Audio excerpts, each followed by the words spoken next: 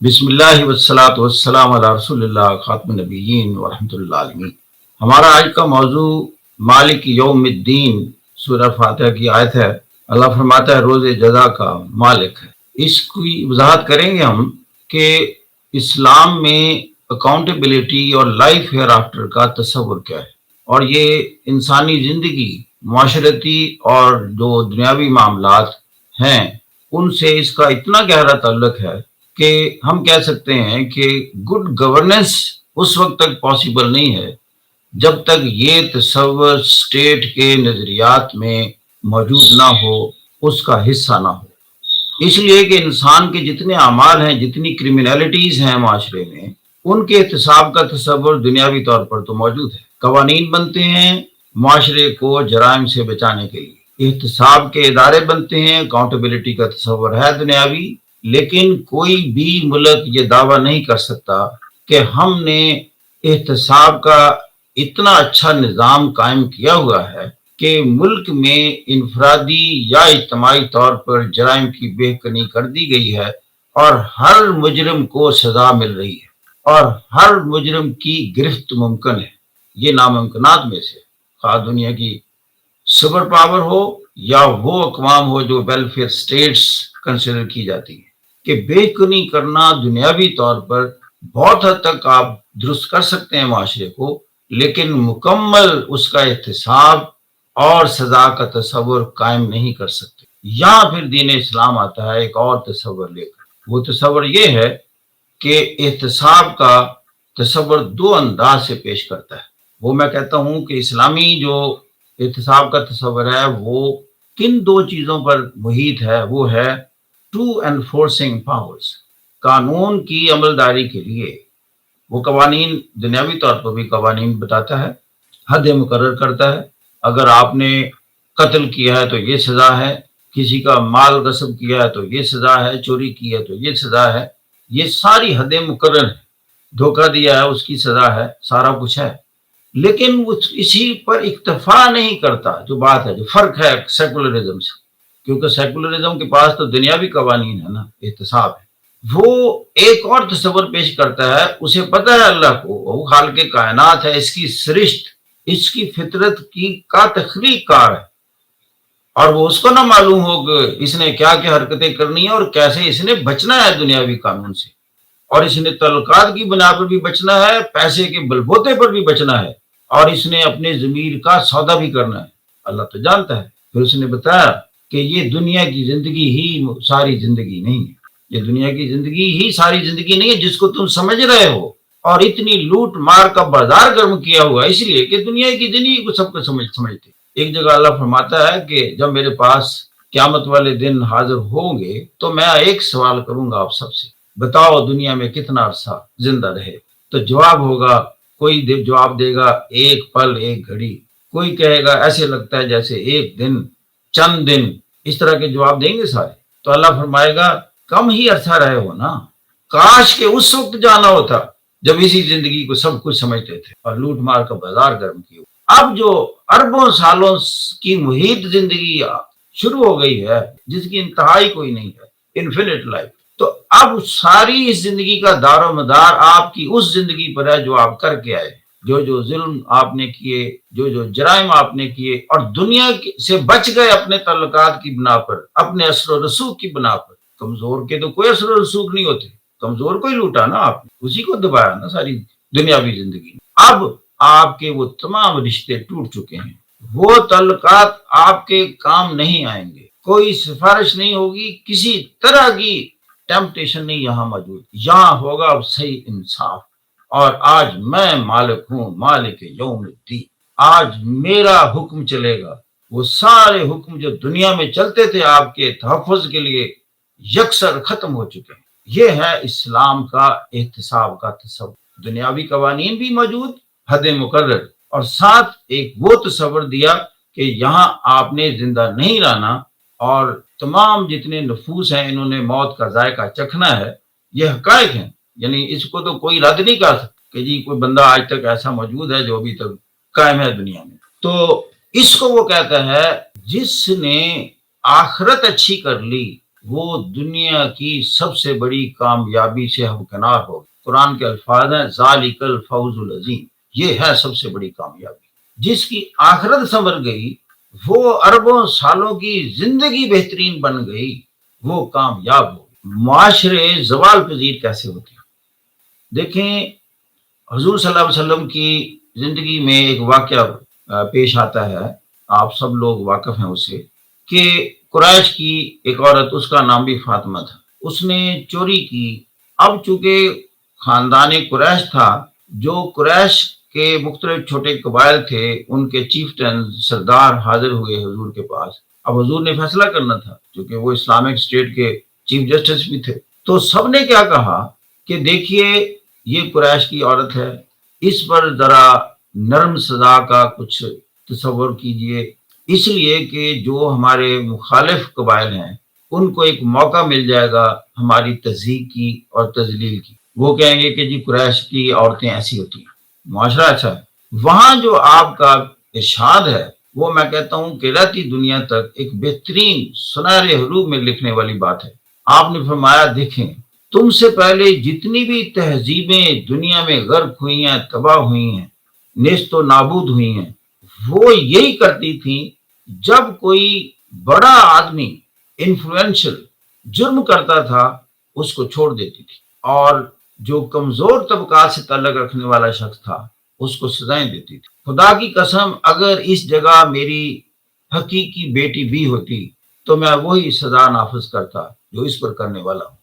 یہ اتنی بڑی چیز ہے، قانون کی حکمرانی کے حوالے سے، گڈ گورننس کے حوالے سے، احتساب کے حوالے سے، یا احتساب کے صحیح تصور کے حوالے سے، یا انصاف کی اعلیٰ درجے کی مثال کے حوالے سے اس کی نظیر نہیں مل سکتی کہ حکمران ہو وقت کا اور وہ یہ الفاظ کہے۔ یہ تھے وہ پلر، یہ تھے وہ ستون، یہ تھی وہ بنیادیں جس کی بنیاد پر یہ پھر وہ حضور صلی اللہ علیہ وسلم کے شاگرد ایسے تیار ہوئے کہ انہوں نے چند سالوں میں دنیا کی بڑی دو امپائر، ایک طرف پرشین امپائر تھی، ایک طرف رومن امپائر تھی، جس نے عربین پیننسولا کو کبھی اس قابل ہی نہیں سمجھا کہ اس پر قبضہ کیا جائے، کہ رگڈ ماؤنٹینز ہیں، سٹونی ڈیزرٹس ہیں، یہاں تو کچھ بھی نہیں۔ وہ دمشق سے آگے نہیں گئے، تبوک سے آگے نہیں گئے، مکہ مدینے کی طرف تو آئے کوئی نہیں، اس لیے کہ وہاں کیا ہے؟ صحرا ہے۔ لیکن تربیت کیا چیز ہوتی ہے انسان کی، جو حضور صلی اللہ علیہ وسلم نے کی، اور جس طرح کے انسان تیار کیے، نہ وسائل، مطلب کوئی وسائل تھے؟ کیا وسائل تھے؟ یہ تو تیل تو اب نکلا ہے، چند کھجوروں کے علاوہ اور کسی چیز کا کوئی باغ نہیں ملتا تھا، یا باجرہ اور اس قسم کی، اس سے زیادہ تو کوئی اتنی نہ وہاں پانی، نہ بارشیں کی اتنی مقدار، اسی لیے وہ بہت اسپارسلی پاپولیٹڈ ایریا تھا، دور دور قبائل تھے آباد، کہیں پانی کے کنارے۔ ایمان کی طاقت، اصولوں کے سہارے، اور یہ آخرت پر تصور رکھنے والے کہ اپنی دنیاوی زندگی کو قربان کر دیں گے آخرت کی زندگی بنانے کے لیے، اس ایمان سے لبریز تھے، اور بالآخر انہوں نے، آپ نے دیکھا، Persian empire was defeated, Roman empire کو شکست دی۔ یہ حقائق ہے، یہ جاگزی ہو جائے آپ کی بھی زندگی میں۔ میں کہتا ہوں ہمیں سارا دن ہم اپنی اس زندگی کو بچانے کے لیے کئی حرکتیں کرتے ہیں، یہاں کی زندگی کو سنوارنے کے لیے یا اپنی جان کو بچانے کے لیے۔ بعض کا ہم کئی غیر اسلامی کام بھی کر لیں گے، کہیں جھوٹ بھی بول لیں گے، کہیں کسی غلط بندے کی تعریف بھی کر دیں گے، اس کی مدد بھی کر دیں گے، طاقتور کے سامنے جھک بھی جائیں گے جان بچانے کے لیے۔ لیکن میں بتاؤں کچھ لوگ ایسے ہوتے ہیں، وہ کہتے ہیں خواہ کچھ ہو جائے، میرا جتنا بھی نقصان ہو جائے، دنیا میں سب سے بڑا نقصان تو جان کا نقصان ہے۔ میں کہتا ہوں کہ جب انسان اصولوں پر اتنا پکا ہو جائے کہ یہاں آپ میری جان بھی لے لیں تو میں یہ کام نہیں کر سکتا، اس وقت کا عظیم انسان بن چکے۔ یہ تھے وہ حضور صلی اللہ علیہ وسلم کے صحابہ اور کمپینینز، یہ تھے جو کیسر و کسرا کے ساتھ لڑے اور اس کو شکست سے دوچار کر۔ آج اگر محکوم ہیں اخلاق اور کردار کی وہ کیفیتیں نہیں ہیں، وہ مضبوطیاں نہیں ہیں، ہم میری طرح زبانی مسلمان ہیں، گفتار کے غازی ہیں۔ خرم شہزاد پوچھ رہے ہیں جی what does Islam say about those people who say that do not say anything to your elder whether they are wrong according to Islam, whether they treated us wrongly and told a lie about us. Elder. تو جی انہوں نے سوال کیا جو میں اس کا مطلب سمجھا ہوں. اگر آپ کا کوئی بزرگ بڑا، آپ کے والد ہیں، والدین ہیں، بزرگ ہیں، انہوں نے آپ سے کوئی ایسا مطالبہ کیا جو کہ غیر اسلامی ہے، اسلام اجازت نہیں دیتا، اسلامی قوانین کے خلاف ہے. اسی کو تھوڑا سا ہم آگے لے کے جائیں. حکمران حاکم وقت ہے، حاکم وقت ہے، وہ ایسا حکم دیتا ہے جو اسلام کی تعلیمات کے منافی ہے، جس کو ہم کہتے ہیں repugnant to the teachings of Islam. تو کیا حاکم وقت ہونے کے حوالے سے یا اولی الامر ہونے کے حوالے سے، جن کو ہم کہتے ہیں، یا ہمارے بزرگ ہیں، بڑے ہیں، جن کو ایلڈرلی انہوں نے کہا، تو اس وقت ہم احترام کے طور پر اس کو مان لیں؟ No, there is a big no to that. اطاعت حکم کی ہو یا کسی بڑے بزرگ کی ہو، اس وقت تک فرض ہے جب تک قرآن اور سننا سے وہ ٹکراتی نہیں ہے. اگر ان کے الفاظ قرآن و سننا سے ٹکراتے ہیں تو پھر اطاعت نہیں ہے. ویسے آپ ان کو روٹی دیں، ان کو دبائیں، ان کو لباس دیں، ان کو بیمار ہو جاتے ہیں تو علاج کریں، یہ چیزیں احترام میں ہیں، ضرور کریں. والدین ہیں، ان کی مغفرت کی دعائیں کریں، ان کی ہدایت کی دعائیں کریں اگر غلط راستے پر ہے تو. لیکن ان کی جو خدمت ہے، لک آفٹر جسے کہتے ہیں، ان کی زندگی کے لوازمات ہیں، ان میں آپ پورا کریں.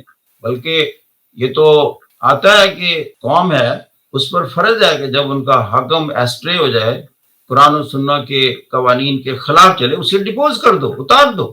اس کے خلاف تو جنگ بن جاتی ہے. اب آپ کو میں چھوٹی سی مثال دیتا ہوں، یہ چونکہ سوال ایسا کیا ہے.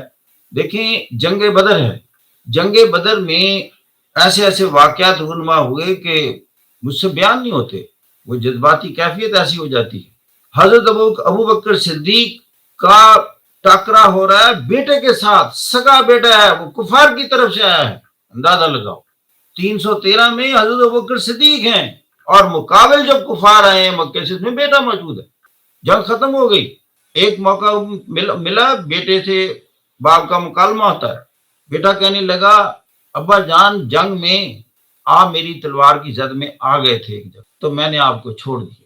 حضرت ابو بکر صدیق کا فرمان ہے بیٹا اگر آپ میری تلوار کی زد میں آتے نا تو میں نہ چھوڑتا. کیا نکلا اسلام؟ یہ ہے کیا ہمیں اس سطح پر ہم کہتے ہیں وہ ریگستانوں میں سے اٹھے، بیاب ہو گیا، بیابانوں سے نکلے اور کسرا کو تخت و تاراج کر دیا.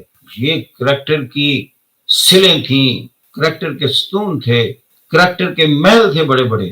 اور یہی چیز کھوکھلا پن ہے اس وقت ہمارے معاشرے میں. ضمیر نام کی کوئی چیز نہیں ہے، ہر چیز قابل فروخت ہے. کیا یہ دنیا میں قوم ابھرے گی؟ کیا کرے گی؟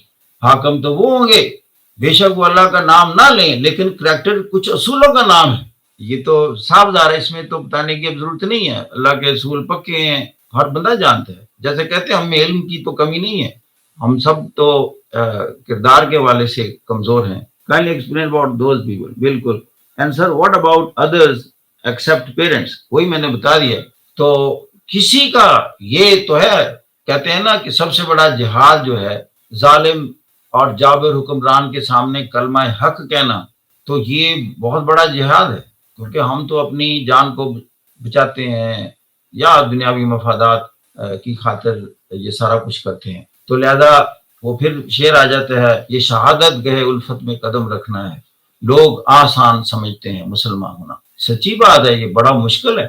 اگر آسان ہوتا تو پھر ہمارے کردار کی مثال دنیا دیتی کہ یار ایک مسلمان سے معاملہ کر رہے ہیں، فکر کی کوئی بات نہیں ہے. اس وقت تو ایسے لگتا ہے کہ جب آپ کسی مسلمان سے معاملہ کریں کہتے ہیں سب سے فکر کی بات یہی ہے. یہ کوئی جواز نہیں ہے کہ آج کل کہتے ہیں جی تنخواہ میں گزارا نہیں ہوتا. ایک کو میں نے پوچھا، کہتا ہے جی بچے ہیں، پڑھانا بھی ہے، بجلی کا بل بڑا ہے، تو میں اس لیے فالتو پیسے لے لیتا ہوں ادھر ادھر سے. تو میں نے کہا جب آپ سے معاہدہ ہوا جاب کا تو آپ کو بتایا گیا تھا کہ اتنی تنخواہ ملے گی؟ کہتا ہاں جی. میں کہ اتنی مل رہی ہے؟ جی ہاں. تو اس وقت نہیں آپ نے سوچا اس میں گزارا نہیں ہوگا؟ اس وقت تو میں نے کہا مجھے ایسی شبہ ہی ہے، اس وقت تو یہ سوچا ہوگا اتنے تو تنخواہ سے لے لیں گے، باقی اوپر سے پیدا کر لیں گے. اب بتائیں جی پہلے ہی نیت میں یہ ہے، پھر جی برکتیں نہیں پڑتی، بڑے وظیفے کیے ہوئے ہیں، برکت نہیں پڑتی. تو اس وقت تو ایسے لگتا ہے کہ جب آپ کسی مسلمان سے معاملہ کریں کہتے ہیں سب سے فکر کی بات یہی ہے. یہ کوئی جواز نہیں ہے کہ آج کل کہتے ہیں جی تنخواہ میں گزارا نہیں ہوتا. نہ وہ دعا پوری ہو رہی ہے. یہ بڑا مسئلہ ہے مسلمانوں کا. میں بتاؤں ان کی دعائیں قبول نہیں ہو رہی. کتنی دعائیں ہوتی ہیں جمعے والے دن, اور عید والے دن میں دیکھ رہا ہوں سارے ہاتھ کھڑے. عید والے دن تو سال کہہ لے ساری قوم ہی دعا کر رہی ہے. تو جتنی دعائیں ہوتی ہیں اس وقت مسلم امہ دنیا کی حکمران ہوتی بتائیں, چونکہ دعائیں جو بہت ہو گئی ہیں. اور جتنے حفاظ کرام مسلمانوں میں ہیں, کافروں میں ہے کسی نے بھی؟ امریکہ میں اتنے حفاظ کرام ہیں, اتنی زبانی صورتیں یاد ہیں, تو خرابی پھر کہاں ہے؟ یہ بھی اسٹوڈنٹ سے بات ہو رہی تھی کہ جی میں نے یہ بھی کتاب پڑھ لی وہ بھی کتاب پڑھ لی. میں کہا بیٹا مجھے یہ بتاؤ, اگر میں پوچھوں اس کتاب میں کیا ہے, آپ مجھے ایکسپلین کر سکتے ہیں؟ ایک بات. نمبر 2, کیا اس کا بریف لکھ بھی سکتے ہیں ہاتھ سے؟ جی وہ تو ابھی تک میں نے ٹرائی نہیں کیا. تو میں نے کہا جی میرے حساب سے بیٹا آپ نے کتاب پڑھی نہیں. پڑھنے کا مطلب یہ ہے کہ جو چیز آپ نے پڑھی ہے اس کا جسٹ آپ کے ذہن میں جاگزیں ہو چکا ہے اور آپ اس کو ایکسپریس کر سکتے ہیں both verbally and in writing. This main study. میں اپنے اسٹوڈنٹس کو یہی کہتا ہوں کہ بیٹا جو کچھ سارا دن آپ نے سنا ہے یا پڑھا ہے بریف بنا کر سوئیں. سیکرٹ پوچھتے ہیں, سیکرٹ بتاتا ہوں. اب اس سیکرٹ پر نہ یقین نہیں آتا ان کا, کہتے یہ تو کوئی سیکرٹ نہ ہوا. سیکرٹ پتہ کیا ہماری قوم چاہتی ہے؟ سر جی کوئی تعویذ ہو, چونکہ میں نے تعویذ دیکھے امریکہ میں بھی چلتے ہیں. یہ پاکستانی ہمارے بھائی گئے ہوئے تھے تو میں وہ بھی تعویذ نا ایک عامل صاحب کہیں سے آئے, اس سے تعویذ لے رہے تھے, اور وہ تعویذ بھی بڑا مہنگا تھا. انٹرنیشنل جو عامل ہوتے ہیں, ٹکٹ دیا اس کو آنے جانے کا. تو میں سوچ رہا تھا یہ جو امریکہ نے ترقی کی ہے یا جاپان نے کی ہے یا جرمنی نے کی ہے یا یو کے نے ساری دنیا پر حکومت کی ہے, کتنے کی تعویذ کروائے تھے انہوں نے جی. نہ ایک بات ہے, یا تو کہ جی وہ ڈیفنس ہے ان کے پاس ہے, ویپن ان سے خریدنے پڑتے ہیں, ان سے خریدتے ہیں ویپن, ٹیکنالوجی ان سے خریدتے ہیں, سائنس ان سے پڑھنے جاتے ہیں. یہ بھی تو ایک تعویذ کی قسم ہے. وہ اللہ تعالیٰ جب کہتا ہے اپنے گھوڑے تیار رکھو, وہ یہ بھی تو کہہ سکتا تھا نا یہ آیت لکھو یہ آیت لکھے سب گلے میں باندھ لو. قرآن میں ہے کہ نہیں گھوڑے تیار رکھو. اور ایک جگہ ہے کہ جب جنگ میں نماز پڑھنی ہے, نماز فرض ہے, ایک دستہ پڑھ رہا ہو ایک دستہ اس کی نگرانی کر رہا ہو کہ دشمن ہر وقت اس جستجو میں رہتا ہے کہ آپ غافل ہوں تو آپ پر اٹیک کر دیا جائے. یہ قرآن کے الفاظ ہیں, اندازہ لگاؤ یہ کون سا تعویذ اللہ بتا رہا ہے. یوں ہے اس دنیا میں جینے کے کرینے سلیقے اللہ بتاتا ہے. جس دن یہ تعویذ چلیں گے نا بیٹا, مسلمان کسی مقام پر پہنچیں گے. جب وہ سمجھیں گے نا افلا تتفکرون کا مطلب کیا ہے, تفکر کرنا. وہ کہتا ہے یہ آلاگ الگ ہو جاتا ہے, یہ ساری کائنات میں مجھے پہچاننا چاہتے ہو. اللہ یہ نہیں کہتا یہ وظیفہ کرو گے تو میں تمہیں نظر آ جاؤں گا. مجھے سمجھنا چاہتے ہو, مجھے میری پہچان چاہتے ہو تو میری نشانیوں سے مجھے سمجھو. یہ ذرا گلیکسیز پر توجہ تو کرو جو آج تک تمہارے احاطے پہ نہیں آ سکی کہکشائیں. پھر دیکھو اس کے پیچھے کون سی طاقت ہوگی, پھر مجھے تعارف ہوگا میرا. کبھی چاند پر غور کرو, کبھی سورج پر غور کرو. افلا تتفکرون, کرتے کیوں نہیں ہو غور؟ ایک جگہ تو پھر کیا ہی دیتا ہے, یہ بگ بینگ تھیوری پیش ہی کر دیتا ہے. کہتا ہے کہ ان کو پتہ نہیں ہے کہ ساری کائنات ایک کلسٹر کی شکل میں یوں تھی مجتمع. یہ الفاظ میں مفہوم پیش کر رہا ہوں اس آیت کا. اور اس کے بعد ہم نے اس کو پھاڑ دیا اور ایک کائنات وجود میں آ گئی. بتائیں یہی تھی نا big bang theory. This is written in Quran. یہ کس کو سمجھ آئی بعد میں؟ 1400 سال کے بعد بگ بینگ تھیوری آئی نا, جنہوں نے تفکر کیا کہ ساری دنیا واقعی ایک کلسٹر کی شکل میں مجتمع تھی. انہوں نے غور کیا نا. ہمیں تو اللہ نے بتا دیا. افلا تتفکرون.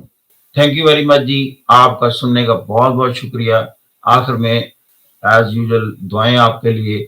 اللہ تعالیٰ آپ کو مشکلوں سے بچائے, پریشانیوں سے بچائے, ہماری سب کی سکت سے زیادہ ہم پر بوجھ نہ ڈالے, اور ہمارے والدین کی مغفرت فرمائے.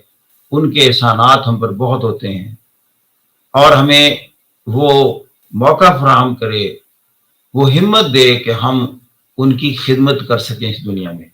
کیونکہ والدین شارٹ کٹ ہے جنت کا، میں بتاؤں تو جی اس دعا کے ساتھ ہم اجازت چاہتے ہیں، خدا حافظ۔